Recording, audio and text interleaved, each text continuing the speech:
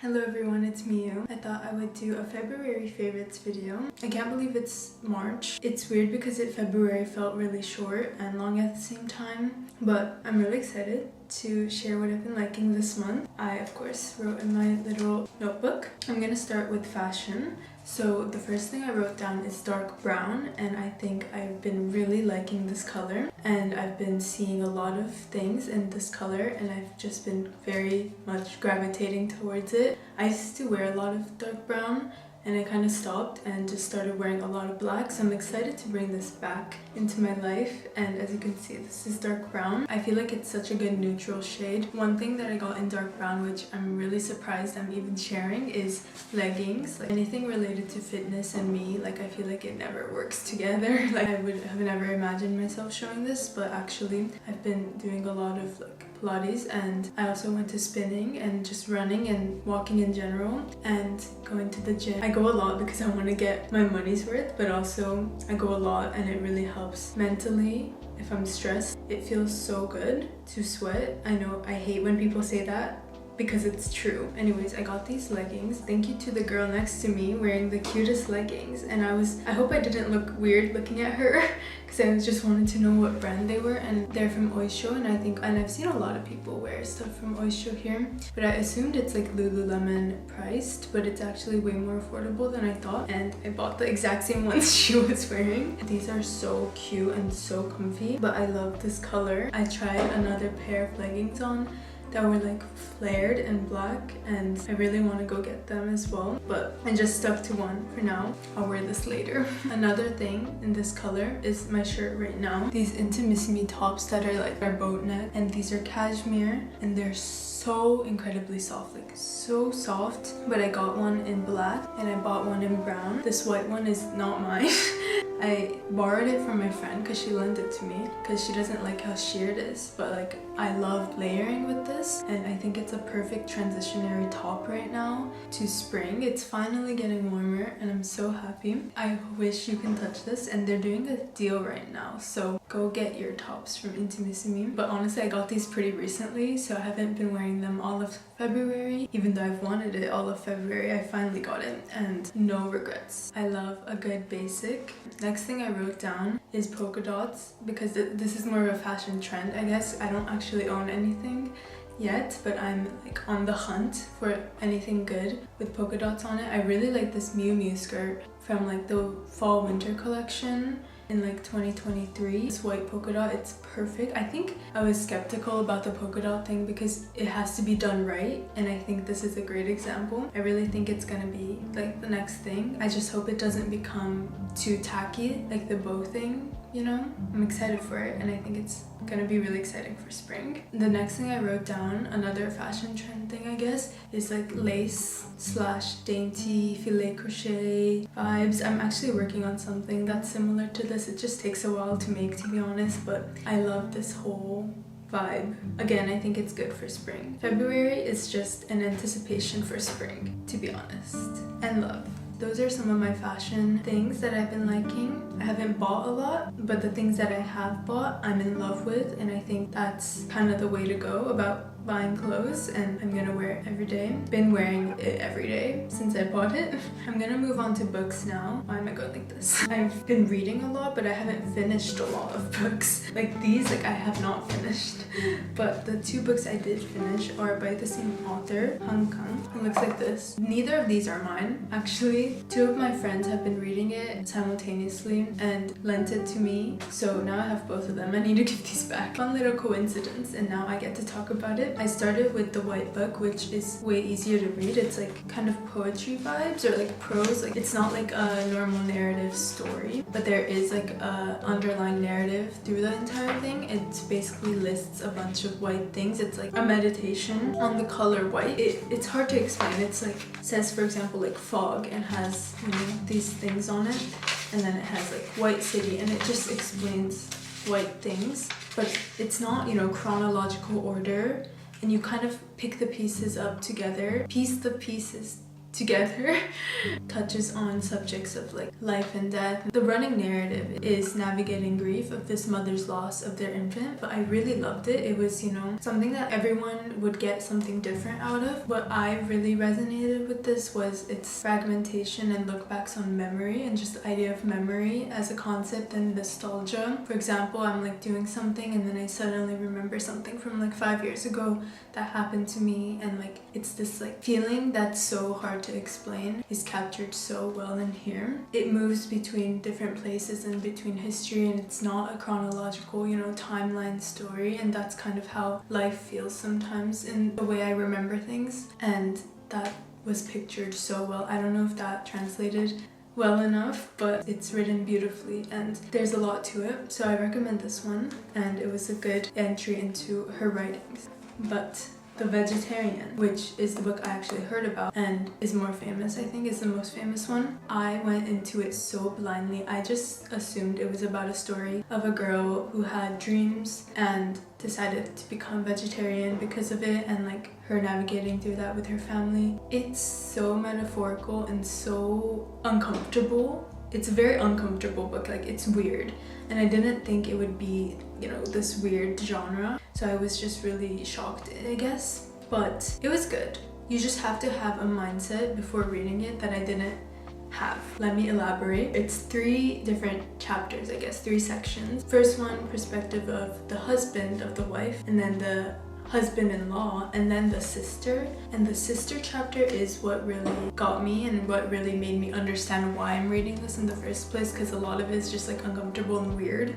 It touches on a rejection of human body and bodily autonomy, touches on conformity, but it's all very metaphorical and very symbolic, and you know, there's like, that's kind of where it starts with like her becoming vegetarian, her rejecting meat, but then it transitions into rejection of the human body, wanting to become like a tree. Like it's supposed to make you feel weird, I think, and definitely read a little synopsis and understand what's going on before getting into it, because it was not what I expected at all. I've been thinking about it ever since I read it, and it's really interesting, and it asks so many questions in a way. It says, considering this book just as a story about a vegetarian is a mistake. So true.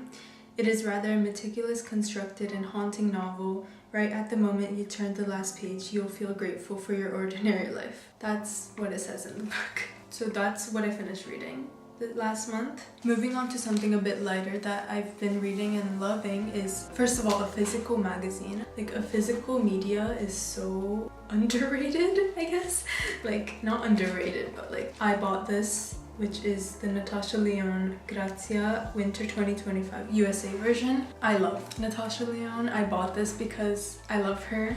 She's an amazing actress. If you guys don't know her, look up her work. You will not be disappointed. She's the coolest 45-year-old that ever exists. Look at how cool she is. But reading this brought me so much joy. I want to reread it.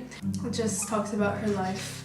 Just a physical copy. Like, it's so different looking at, you know, a Pinterest picture versus like an actual printed, nice quality picture. And this is like an Italian fashion magazine, so there's a lot about, you know, fashion in it as well, of course.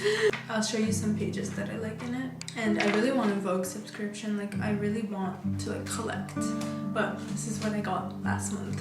I'm gonna move on to movies and like shows now. I watched weirdly a lot last month, I think because I watched a lot of these with my friends while like eating and stuff, which one of my favorites last month and forever is like quality time and like making dinner and hanging out and watching movies with my friends. So fun. Like, life is worth living. I'll list everything I watched. Kill Bill, I saw the TV Glow, Ticket to Paradise, Nosedive, Black Mirror, Playtest, Black Mirror, Hotaru no Haka, Grave of the Fireflies, Ghibli movie, Porco Rosso, another Ghibli movie, Bottoms, rewatch, But I'm a Cheerleader, rewatch, and then Friendly Rivalry, which is still in progress, but I don't think I'm continuing, but that's what I watched. So like that's kind of a lot. And that's not including like YouTube and video essays and stuff. All of these are good. I don't have one that I specifically like really recommend. Well, you should watch Bottoms and But I Met Your Later. Like I rewatched these for a reason. Like fun queer movies like are the best genre. Futari no Haka and Porco Rosso I watched kind of for the first time in a way, because I mean I grew up watching Ghibli movies, but like I just never sat down and really watched it. It's so sad. Haka, Grave of the Fireflies, I was sobbing on my friend's couch watching this. Like I knew it would be sad, of course, but it was a lot. Yeah, I saw the TV Glow was really good too. I'm a bit late but the actors, I love the actors on there. Also, it's just a very big metaphor for gender dysphoria and the trans experience, and it was really touching. And the ending, oh my god, the ending was crazy. Kill Bill, me and Irene watched at the beginning of the month. We were so confused because we thought it would be way more serious than it was. The writing was really funny but I don't know. Not many thoughts on that movie, to be honest. I'm gonna move on though to music. First of all, music. I have a music bed playlist, which I've been using music bed for my YouTube videos, and it's really good for these types of projects because they have really good like authentic music and a lot of artists that you can support on there, and you can actually use it as well. And I have like a 2-week trial, but I use it all the time in my YouTube videos, and I'm part of the Friends of the Brand program, and they let me make a playlist of the songs that I use. So if you're also interested in making videos or just checking it out, I definitely recommend. I'll have more info and links below. Music that I have been listening to, I've also made a playlist. It's a little bit all over the place, but I thought you guys can also listen to it as well if you want. So I also have a playlist. It kind of looks like this. Also, I'll make it on Spotify because I know you guys use Spotify, and I'm like the only person on this earth who uses Apple Music apparently. So it's a lot of Dev Hynes, a lot of R&B, electronic, but indie, some pop. It's kind of all over the place, but I'm really into this type of music right now. And I've also been into listening to Dochi's album, especially when I go on a run or something. It just really puts me in the mood. And Alligator Bites Never Heal, this mixtape, is pretty like insane, especially as her first thing that she releases. I've been watching a lot of her interviews and stuff last month, and she's just amazing. Her on Tiny Desk too. I just love Tiny Desk also. Like, thank you, Tiny Desk. What I have on here, for example, Everything Is Embarrassing. Oh my god, I've been hearing this everywhere, and it's so nostalgic because I used to love it, but I didn't know Deb Hynes was on this too.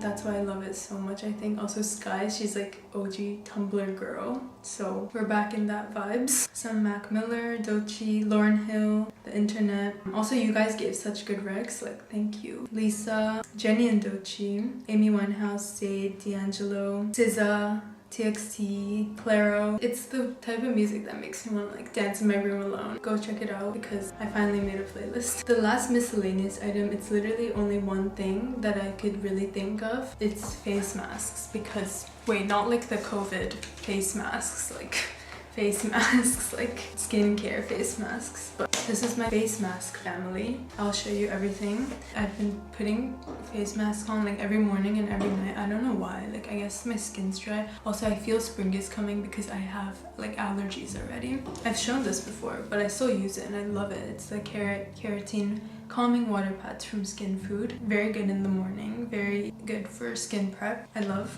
and they're really easy to use, and they're good size. Like I love it, it's perfect. Next one I have is this one, Lururum. This is really good because it comes in a cute box. There's 32 sheets. I've probably used so much of it already, but it's the balance, and it's just very moisturizing and very nice. It's just like your classic Japanese face mask, and I've been loving using this too. And I think rice in skincare is my favorite because it just feels so good, but this one is like very interesting. It comes in like this packaging, and it's so tempting to use it like every day. I love it. So that's my face masks family, and that's it for my miscellaneous, my one thing. But yes, that's actually everything for my favorites. Those are things I've been loving. Most importantly, I've really been loving quality time with my friends, and I'm looking forward to the transitioning into spring. I hope you enjoyed, and I love talking about the things I've been loving. It's always so fun, but I'm gonna go now. Thank you for being here.